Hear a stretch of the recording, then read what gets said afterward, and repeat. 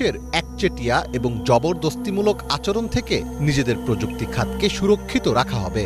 অর্থাৎ চীন যদি ভূ রাজনৈতিক দ্বন্দ্বের কারণে কাঁচামাল আটকে দেয়, তবে এই জোট নিজেদের ব্যাকআপ হিসেবে কাজ করবে।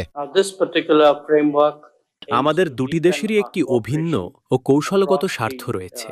আমাদের মতো প্রাণবন্ত ও উদ্ভাবনী অর্থনীতির দেশগুলো তাদের শিল্পের মূল কাঁচামালকে কোনো একক দেশের একচেটিয়া আধিপত্যের মুখে অরক্ষিত রেখে দিতে পারে না। সেই একক উৎস কেবল যুদ্ধের সময়ই যে আমাদের এসব খনিজ সরবরাহ থেকে বঞ্চিত করতে পারে তাই নয়, বরং সাধারণ সময়েও তারা এটিকে আমাদের সার্বভৌম জাতীয় স্বার্থের পরিপন্থী এক হাতিয়ার হিসেবে ব্যবহার করতে পারে।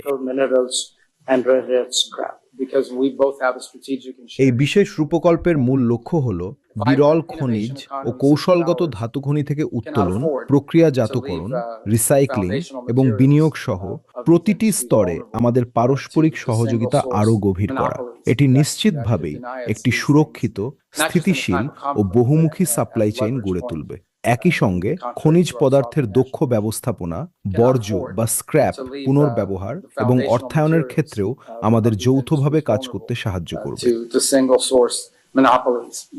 বিরল খনিজ মাটি থেকে তুললেই সরাসরি চিপ বা ব্যাটারিতে ব্যবহার করা যায় না, এটিকে রিফাইন বা প্রক্রিয়াজাত করতে হয়। আর এই রিফাইনিং এর 90% প্রযুক্তি ও ফ্যাক্টরি আছে চীনের কাছে। এখন ভারত ও যুক্তরাষ্ট্র নিজেদের দেশ এবং বন্ধু রাষ্ট্রগুলোতে বড় বড় রিফাইনিং ফ্যাক্টরি তৈরি করবে। ফলে চীন যদি কাঁচামাল নিতে নাও চায়, অন্য দেশ থেকে আনা কাঁচামাল ভারত ও যুক্তরাষ্ট্র নিজেদের প্রযুক্তিতেই ব্যবহারের উপযোগী করে নিতে পারবে, যা এই খাতে চীনের আধিপত্যকে ব্যাপক চ্যালেঞ্জের মুখে ফেলবে। 26 মে নয়াদিল্লিতে কোয়াড পররাষ্ট্রমন্ত্রী সম্মেলনের সাইডলাইনে এই রূপকল্পে সই করে ভারত ও যুক্তরাষ্ট্র।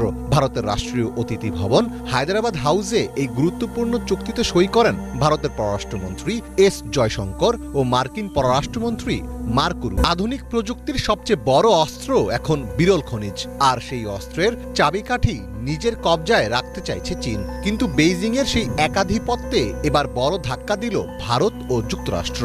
চীনের খনিজ রাজনীতির পাল্টা জবাব দিতে দুই দেশ মেলালো হাত, সই হলো এক বিশেষ রূপকল্প। বিশ্বজুড়ে বিরল খনিজের বাজারে যখন চীনের একক আধিপত্যের হাওয়া, ঠিক তখনই পাল্টা চাল চালল ভারত ও যুক্তরাষ্ট্র।